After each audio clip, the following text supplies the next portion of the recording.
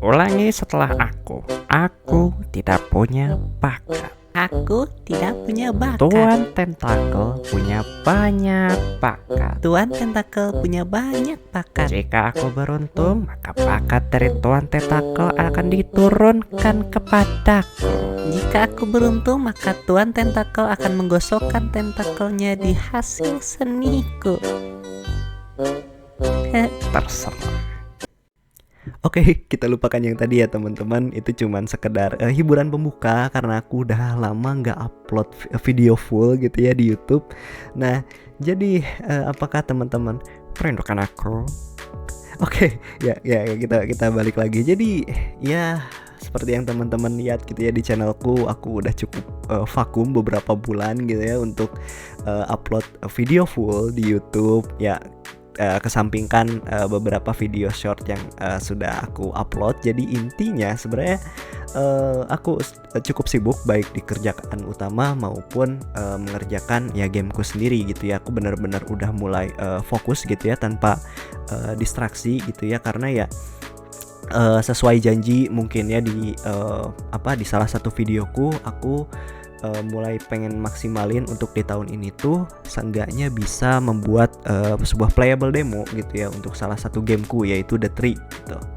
Nah, jadi teman-teman untuk The Tree sendiri di sini aku mau coba recap. Jadi apa aja sih yang udah aku kerjakan gitu ya semenjak dari devlog yang sudah aku upload begitu. Jadi bismillah teman-teman, kita coba bahas devlog The Tree.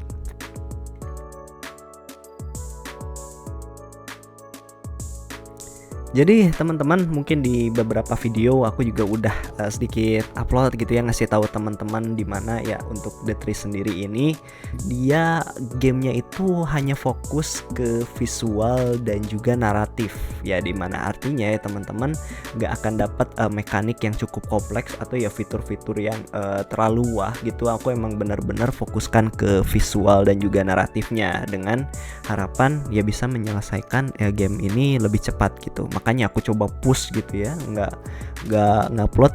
Tapi ya singkat cerita, jadi apa yang udah aku coba bereskan di The Tree gitu ya. Yang pertama aku coba nge-improve procedural animation ya teman-teman. Nah jadi aku udah sempat tunjukin gimana aku implementasi procedural animation ini ke langkah kaki gitu ya di Blood Label, dan juga aku coba import juga, coba terapkan juga di The Tree gitu, dan juga aku coba sempurnakan biar langkah kakinya itu benar-benar terlihat natural seperti itu, benar-benar menapak di bagian yang seharusnya ditapak gitu, nggak tembus. Nah selanjutnya untuk procedural animation yang lain gitu ya, selain aku nge-improve mimik mukanya seperti itu dan juga gerakan mulutnya gitu ya ketika sedang berbicara. Teman-teman mungkin akan notice ketika subtitlenya berjalan itu si mulutnya itu akan terbuka sesuai dengan urutan kata-kata yang keluar atau urutan vowel atau suku kata yang keluar dari mulutnya si karakter kita gitu, Anna Daisy.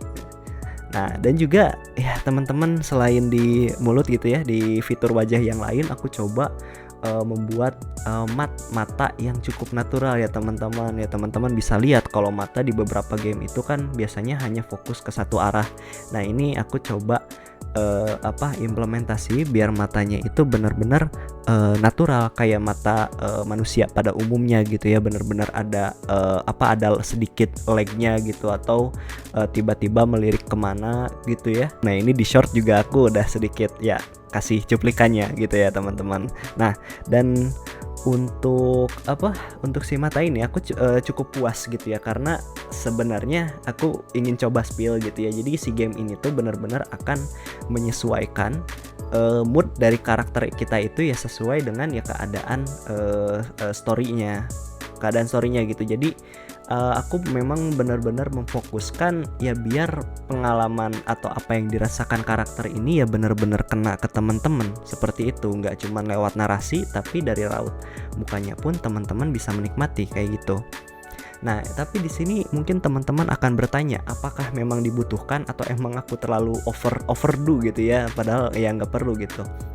Dan dari beberapa temanku yang game dev yang lebih senior bilang bahwa hal ini tuh bisa dikatakan sebuah microvisual atau micro detail. Cuman karena memang di sini gamenya itu nggak banyak mekanik gitu ya teman-teman, nggak ada aksi atau segala macam, ya mungkin aku bisa benar-benar maksimalkan di sini. Nah oke, nextnya lagi terkait visual gitu ya. Jadi untuk ya teman-teman bisa ngelihat gitu sebenarnya sumber cahaya utama di game ini tuh hanya dari sebuah lentera gitu. Jadi teman-teman sumber cahaya di game itu karena hanya menggunakan sebuah lentera gitu ya, yang mana lentera ini ya kita pakai api gitu ya, visual effect dari api. Jadi aku benar-benar memaksimalkan bagaimana shader apinya ini tuh dibuat. Nah buat teman-teman yang belum tahu gitu ya, jadi di Unity itu ada fitur bawaan atau package gitu ya, namanya itu shader graph. Teman-teman ini bisa coba install gitu ya di Unity-nya teman-teman, coba bikin shader sekarang gitu ya buat teman-teman yang belum pernah pakai. Nah dan di shader graph ini aku membuat efek apinya itu ya menggunakan node-node yang ada di shader graph ini teman-teman. Nah kalau teman-teman pengen lihat resepnya ini aku coba spill.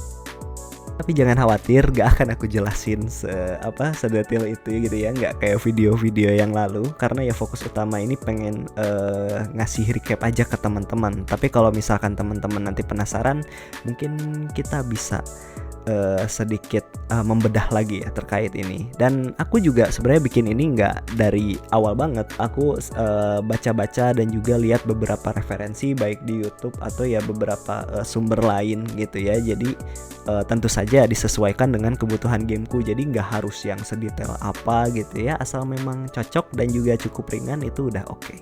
Dan nextnya selain animasinya gitu ya, baik animasi gerakan dan juga wajah, di sini aku juga coba ngepolis gitu ya, membuat sebuah cutscene untuk entrance gitu ya. Ketika teman-teman lihat pertama kali main ya, teman-teman akan disajikan sebuah cutscene dan nanti gamenya itu akan punya banyak cutscene gitu ya teman-teman. Dan diharapkan ya teman-teman secara benar-benar langsung kena gitu dengan ceritanya, langsung merasa tersentuh gitu ya dengan pembawaan ceritanya melalui si cutscene ini gitu. Nah kalau teman-teman sadar gitu ya, di cutscene ini tuh ini mirip sebuah entrance dari game yang sering aku mainkan teman-teman. Ya itu jadi sedikit referensi aja gitu ya.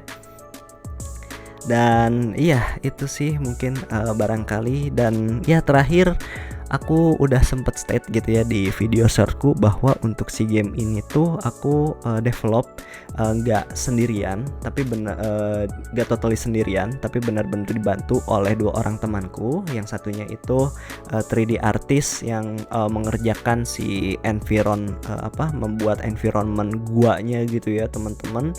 Yang satunya lagi dia membantuku untuk level design, kayak naro-naro obstacle-nya, rintangannya nanti seperti apa, yang tentu saja nggak akan aku coba spill. Itu mungkin jadi PR aja gitu ya, atau mungkin ya teman-teman nanti bisa coba rasakan sendiri ketika udah memainkan demonya seperti itu. Tapi ya dengan kehadiran ya mereka berdua, aku bener-bener cukup terbantu lah. Jadi bener ya teman-teman, nggak selamanya segala hal itu harus dikerjain sendirian. Ya mudah-mudahan bisa diselesaikan aja sih game ini gitu ya, dengan dalam waktu yang tidak terlalu lama.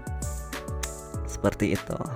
Oke, paling itu saja dariku untuk di video kali ini. Nextnya mungkin aku juga coba recap gitu ya apa yang udah aku kerjain di Blood Label gitu ya, karena dalam 3 bulan ini aku benar-benar bulak-balik gitu ya, dari game The Tree terus ke game Blood Label, balik lagi kalau setiap kali udah mentok atau kepikiran sesuatu. Dan ya fitur yang aku kerjakan di satu game sebenarnya itu tetap dibawa ke game yang lain dan bolak-balik seperti itu. Jadi benar-benar memanfaatkan konsep yang namanya itu don't reinvent the wheel. Apapun yang udah dipakai, apapun yang udah ada ya pakai lagi aja gitu. Jangan buat lagi dari awal seperti itu. Oke, itu saja dariku. Semoga video kali ini benar-benar ya ngasih insight ke teman-teman, baik mungkin yang menantikan gameku atau ya yang ingin coba belajar sesuatu. Semoga ya bisa bisa memotivasi teman-teman. Jadi terima kasih dariku. Alhamdulillah kita tutup video kali ini.